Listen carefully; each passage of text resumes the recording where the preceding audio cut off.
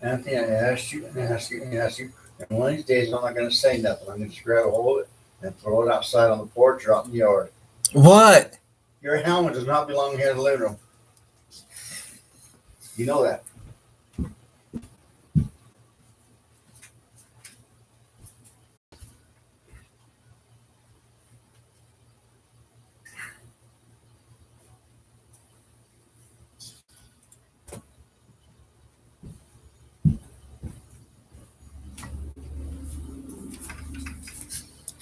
Hey, what's up? If you guys liked the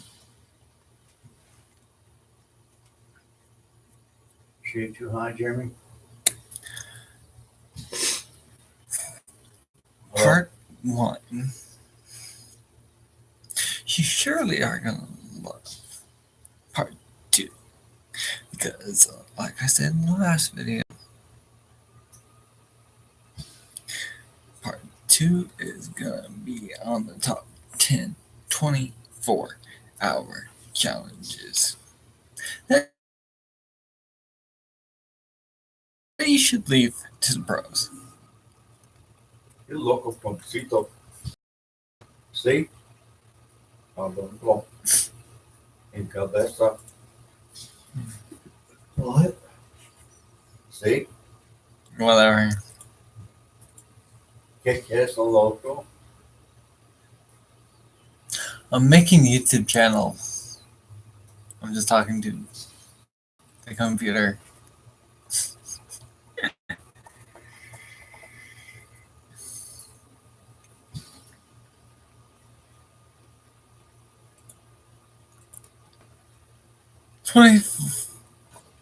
Number 10.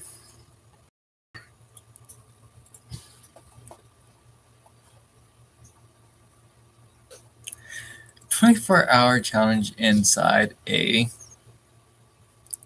snow fort."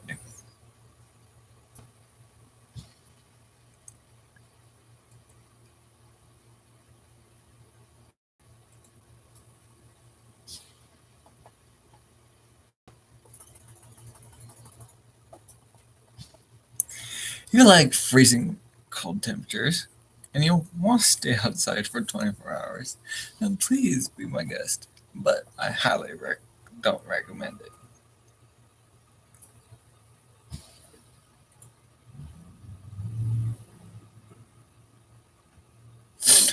Number 9.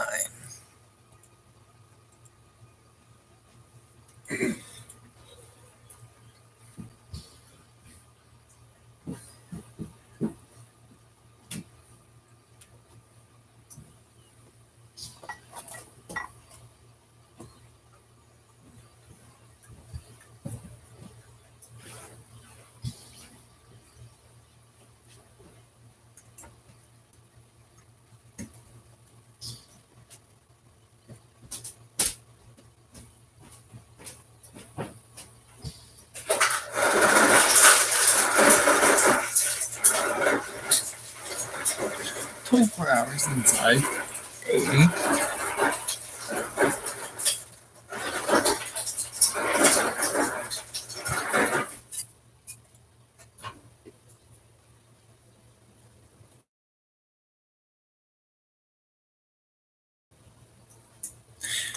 a abandoned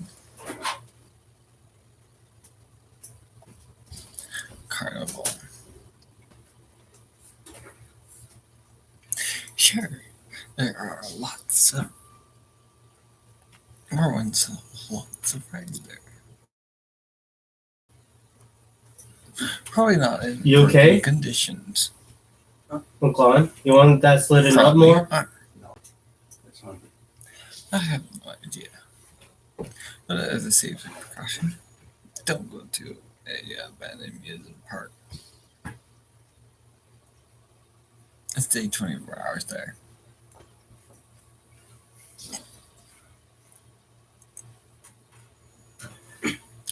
Number 8.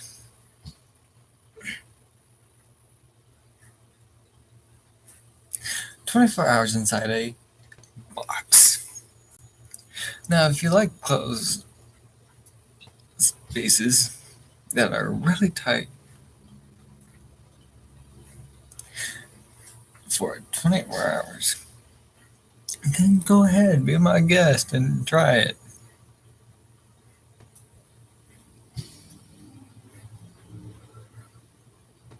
But you'll probably come out sore the next week.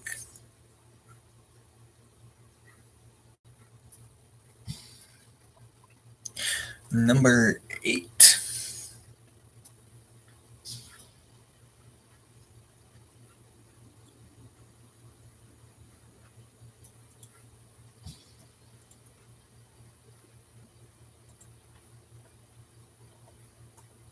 "24 hours inside a haunted inn." Of course, you get a lot of. You get a nice room.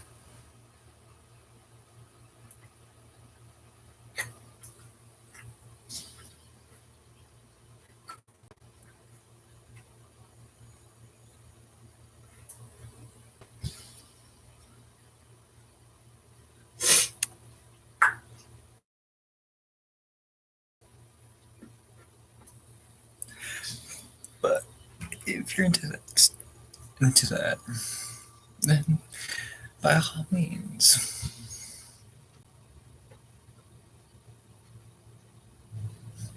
Number 7.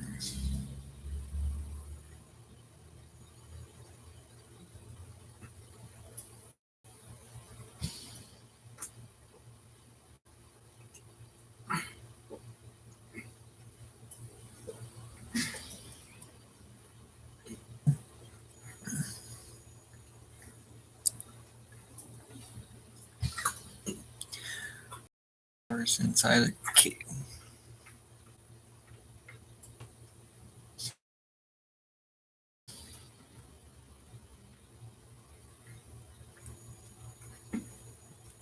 Of course, probably you'll want to leave.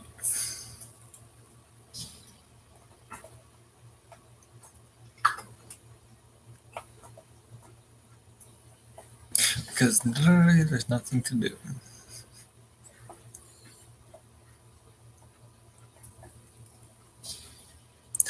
Number 7.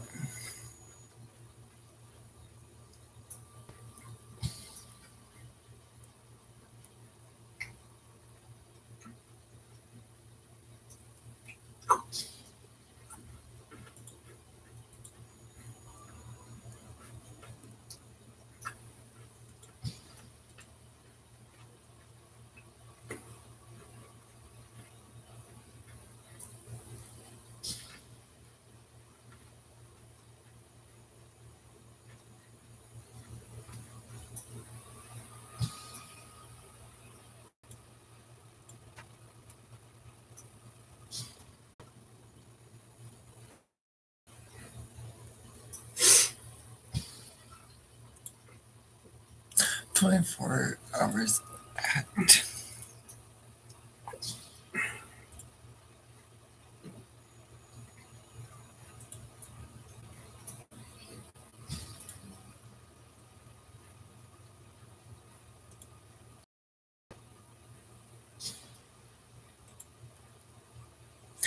abandoned gyms that they apparently made into a hotel."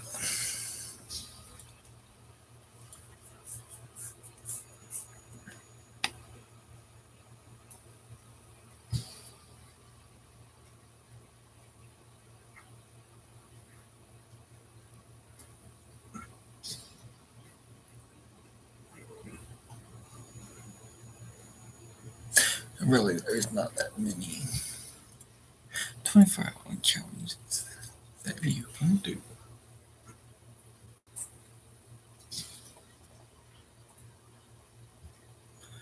So I'll stop there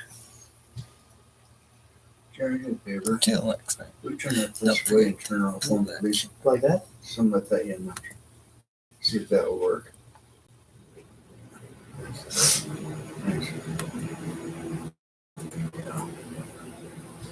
Thank you.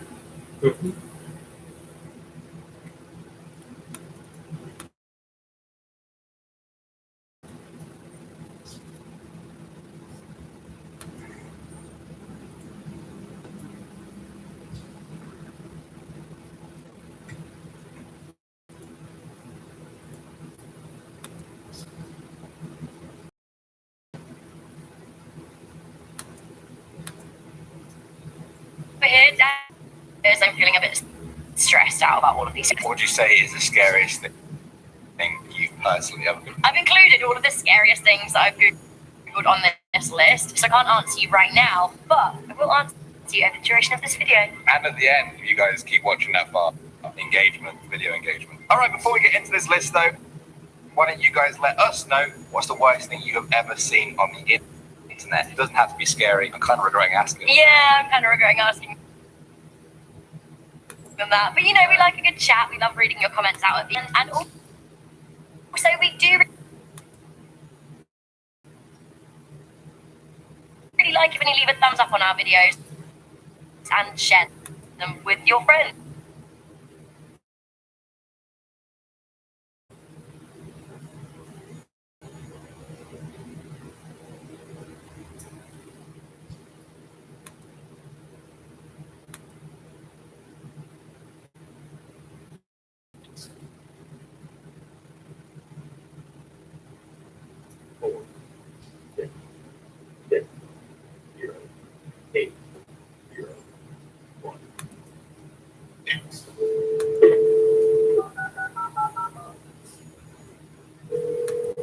Yeah. If I had friends beyond Danny, I would share them with them. I can't share this one with you because you're in it. Also share them with your enemies. Ooh. Hey, Sandy.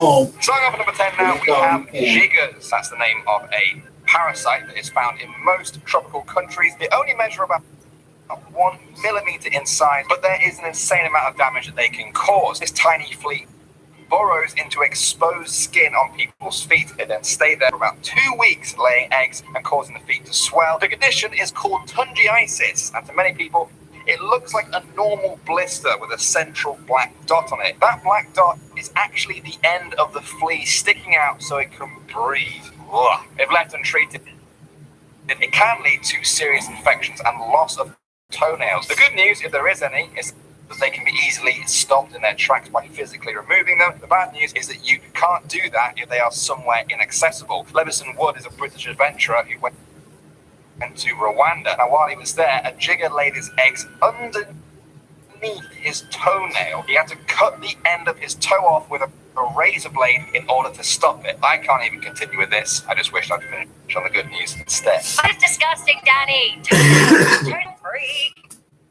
Me out. Alright, moving on from toenails to the dark web, because this is a diverse list.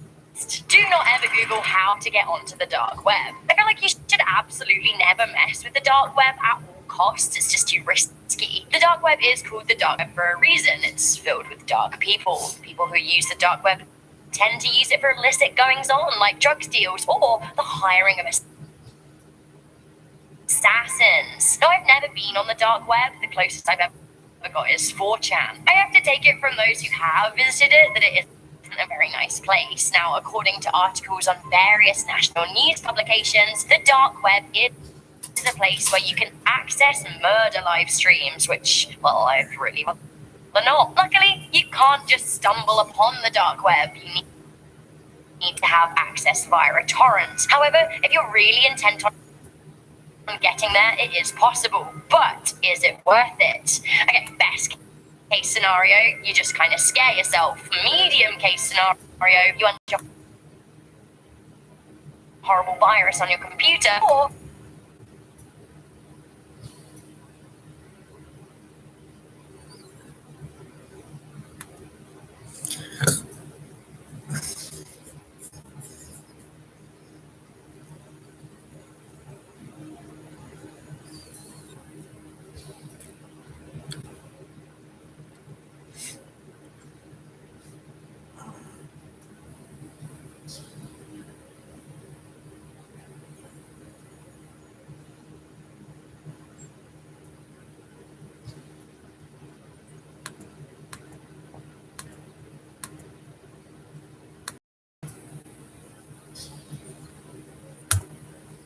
Worst case, you don't want the dark web to actively come and find you, but it might. Moving on now to number 8.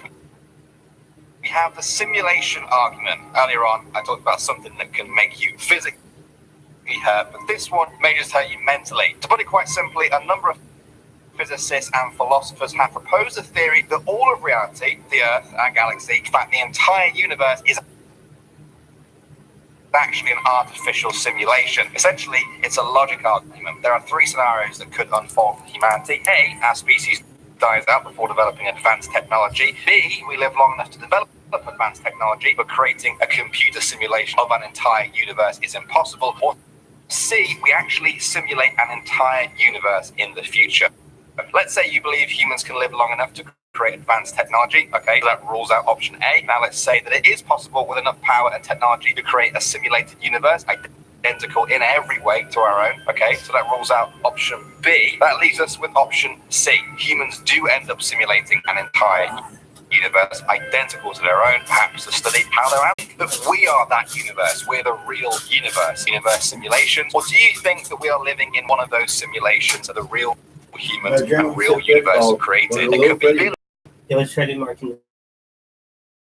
or even trillions of those going to hurt just a little tiny bit. Coming into number 7, we have spontaneous combustion.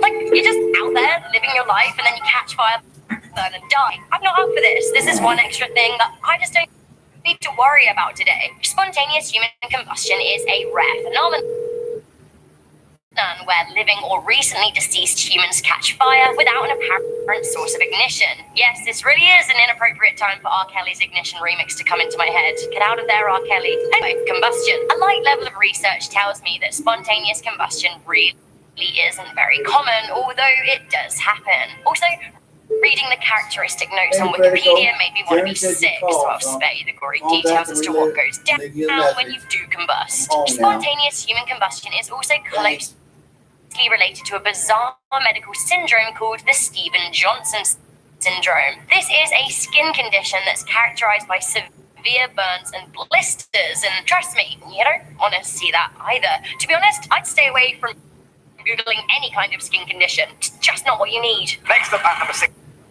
now, guys, we have the calculus bridge. Now, this might sound like a creepy old bridge, but it's much worse than that. Trust me. Brace yourselves for this. This is a Since you're not feeling good, I'm trying to figure out what to make. calculus bridge. Now, how bad does that look? I feel really awful for people who actually have this, but what exactly is it? Well, essentially, it's a buildup of tartar, the yellowish deposit of minerals that form on the two surface as a result of pre-existing plaque that has hardened. It can happen in just a few weeks as well. Eventually, the plaque develops into calculus when the constant accumulation of minerals from saliva adheres itself to the plaque. Once the calculus bridge forms, it can be very painful and obviously quite unsightly. But there's actually even more of a pressing concern. See, calculus is also loaded with bacteria, which just sits there in the mouth, causing a big risk of infection. It's advised that people visit a dentist as soon as they see this forming to have it removed, unless it's got really bad. A dentist will usually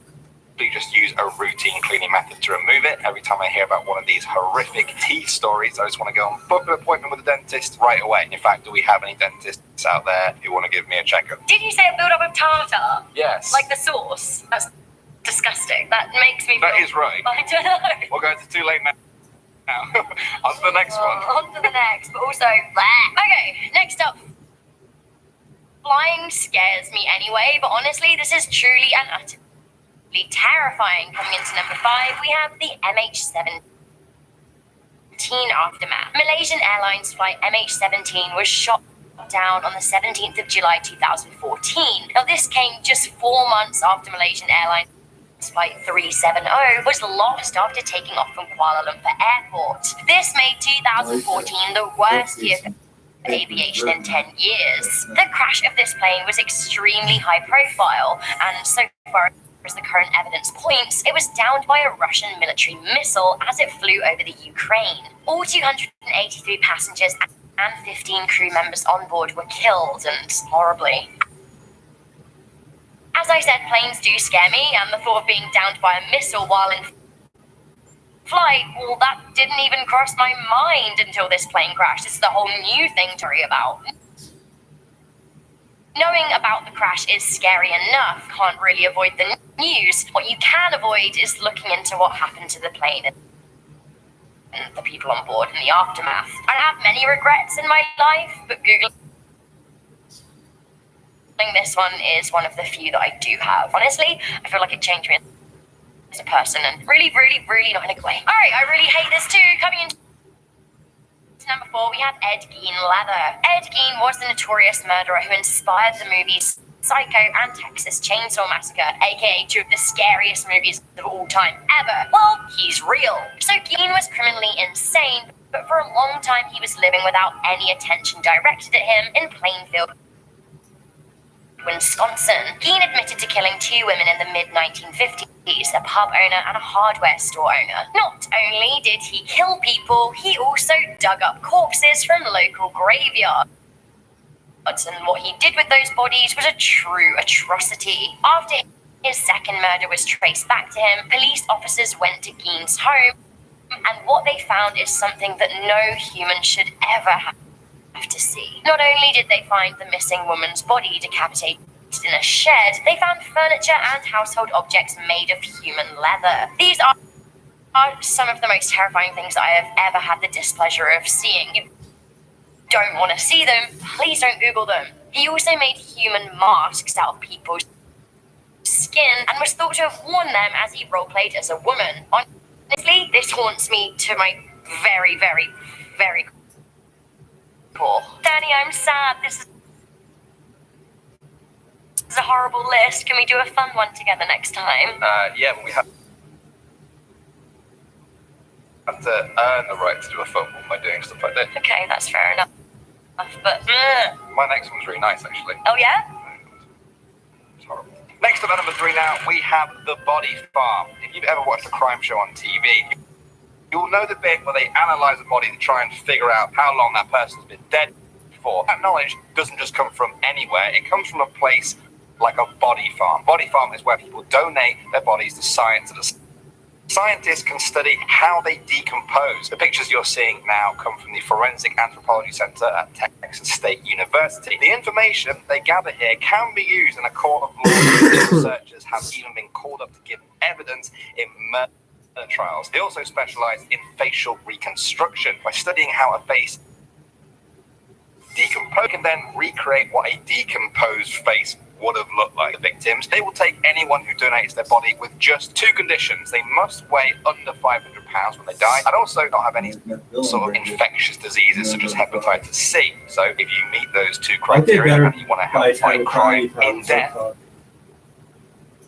maybe body farms are the way to go. Wow, what a morbid one that was. I actually feel like body farms maybe are a good thing, but you just don't need to see it. Interesting, but gross to look at. Okay, this one is horrifying on all levels and super gross to look at. Coming in at number 2, we have the Hammer Murderers. So the Hammer Murders of the Ukraine are a true abomination, and you don't want to know about them, much less see them. I'll basically give you the basics so you don't feel like Googling it ever. The Dnipropetrovsk maniacs are serial killers who are behind a gory spate of murders between June and July 2007.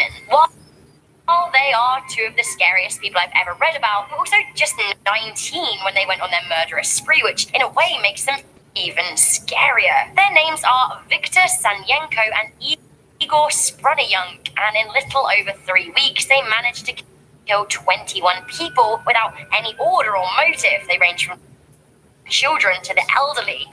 The pair seemed to love Nazism and bloodshed. They killed their victims with hammers and used their blood to paint swastikas. The diabolical duo reached new levels of depravity when they were found to have photographed and videotaped the murders, some of which unfortunately have been leaked onto the internet and are searchable on Google. Honestly though, I just wouldn't do it. And finally, at number 1 now, we have the murder of Tim McLean. Now, even for those of you with a very morbid fascination with crime, might find this one a little bit too much.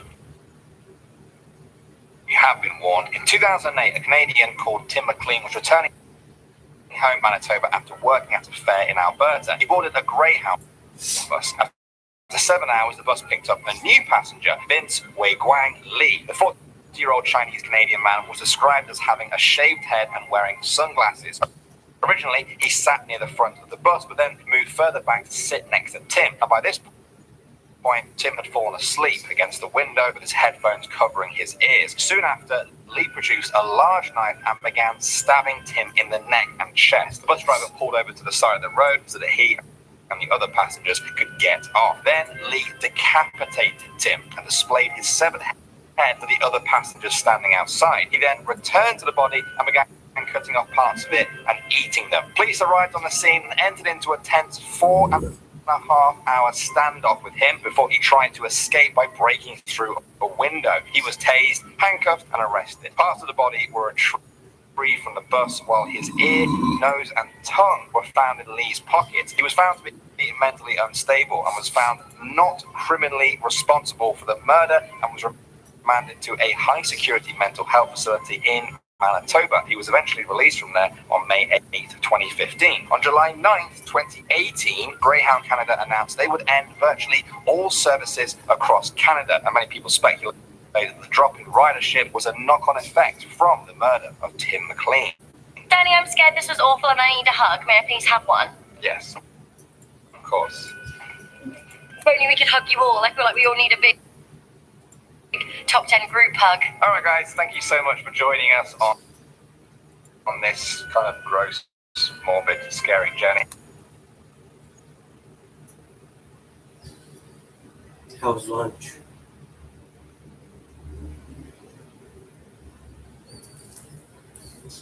What did you have? I had the The concept of reincarnation has been around for thousands of years. The belief I had the seafood enchiladas.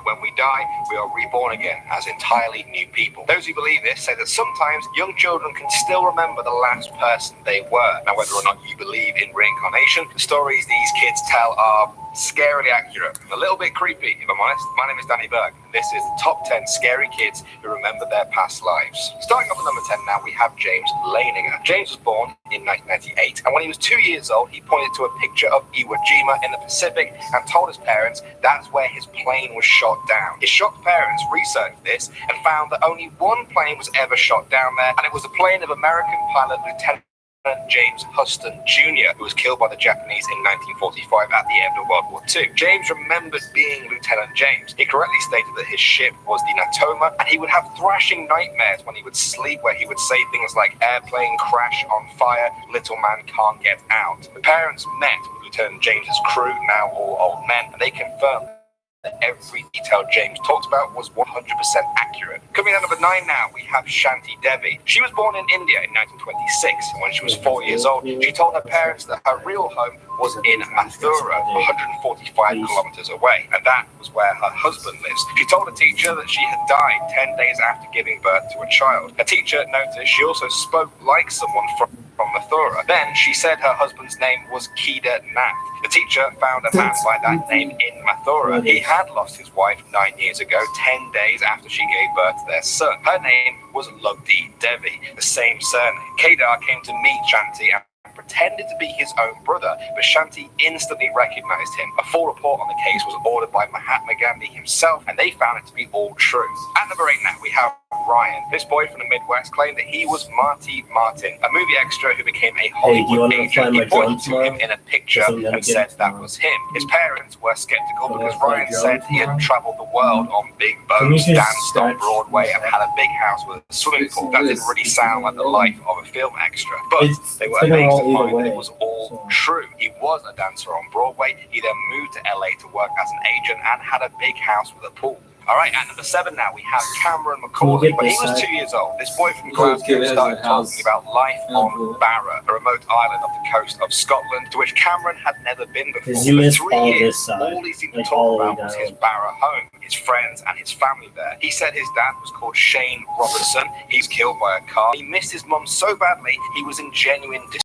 still amazed by how many things Cameron got right. It was the tiny details, everything from his dog's breed, the colour of his house, even the view from the window. If you're interested to hear more on this, the full documentary is actually on YouTube. Alright, at number 6 now, we have the Pollock twins. These twins from Hexham, England, were said to be the reincarnation of their own dead sisters. Their sisters had been killed the year before they were born in a car accident. Jacqueline and Joanna, aged 6 and 11. Then the twins came along, Gillian and Jennifer Pollock. Their father noticed that Jennifer had a white line across her head, similar to Jacqueline's scar from a bike accident. She also had an identical birthmark on her leg. The family moved away from the town and didn't return for 4 years. When they did, the twins started to point out landmarks they had never even been to before. They swore that the school Jacqueline and Gillian had attended was actually their school. The parents then showed them the girls' old toys, and they named every single one correctly. They even had a fear of cars. The memories vanished around the age of 5, and the twins never remembered anything again. Alright, at the number 5 spot now, we have Hunter. That's this was the weird. name given to a 3-year-old boy who claimed he was the reincarnation of legendary golfer Bobby Jones. He pointed at him in a picture and said, "That's me," and then did the same thing with a photo of Bobby Jones's childhood home, and he said it was his own home. The details that Hunter remembered might have just been a coincidence, but there was one other thing. Hunter was insanely good at golf. By the age of 7, he had won 41 out of 50 junior tournaments, including 21 in a row. Now, is it a coincidence that a golfing child prodigy claims they were the reincarnation of an actual legendary golfer? I don't know. What do you guys think? Moving on to number 4 now, we have Barbara Carlin. When she was a girl, Barbara said that in her past life, she was Anne Frank, the famous girl who wrote the diary about hiding from the Nazis. What? Barbara told her She parents looks that just she like was her, Anne. though. She told them they weren't her real That's parents. creepy. She insisted that her real parents This were girl going to looks get her. exactly Barbara like was Anne Swedish, Frank. and at this point in time, the diary of Anne Frank hadn't even been translated into Swedish. At age 10, her parents took her to Amsterdam. They got into a taxi, but Barbara said, "We don't need a cab. I know exactly where we are." She then took them all the way to the house and right up to Anne Frank's hiding spot. From that day on, her parents were convinced that their daughter was Anne Frank reincarnated. Coming in at number 3 now, we have Edward Austrian. This 4-year-old was always scared of drizzly, damp days. He would refer to a growth in his throat as his shot. This was all very confusing until he told his mother who he was in a past life, a soldier in World War I. He said his name was James. He was 18 years old and he was walking through the mud in France. It was a damp, rainy and cold day. His rifle felt heavy.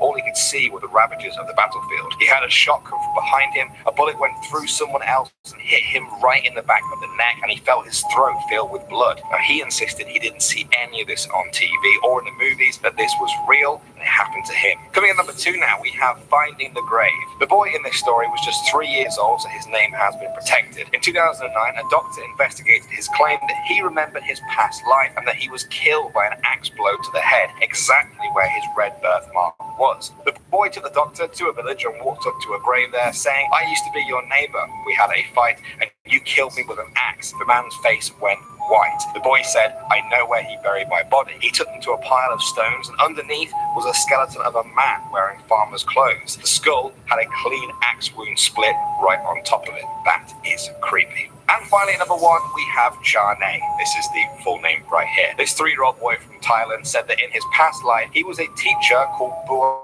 Kai. He said that on his way to school one day, he was shot in the head. He told his grandmother all about his previous parents, his wife, and even his children, and he begged her to let him visit. The 3-year-old took them all the way to Bua Kai's house. There, he met Bua's parents, who said that he had been murdered 5 years before Chennai was born. The really creepy thing here was that Chennai had 2 birthmarks, one on the back of his head and one above his left eye. These were the exact spots where the bullet entered and exited Bua Kai's head. Well, guys, everyone has their theories on what happens after death. A lot of people believe we get reincarnated, like these stories. Are you one of those people?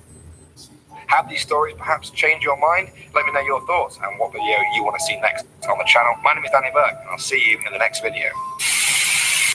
That is weird.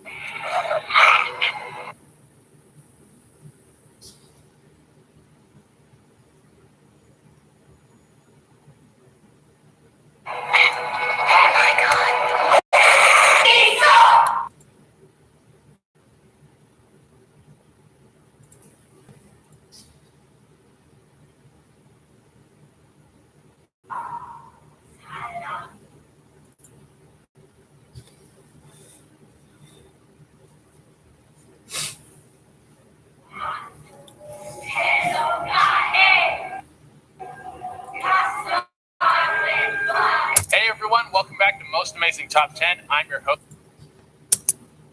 Che Dorena. Are they real? Are they not? Do they actually have any influence on the world, or is that just a bunch of mumbo? Something I really worry about in my day-to-day. If witches are real, then how does it really affect my life? I don't even know if dudes are allowed to be witches, so I don't even think I could become one. It doesn't matter what I think, because some people out there are super afraid of witches, and they blame them for some of the worst things that have ever happened in the world. I mean, I know how we used to be burning witches left, right, and center, and people would get so worked up about it that I brought you today's list of top 10 scary disasters thought to be caused by witches. As always, make sure you like, comment, subscribe, and hit the little notification bell. Also, follow Most Amazing Top 10 on Instagram and Facebook. It's a great way to get to know myself and the other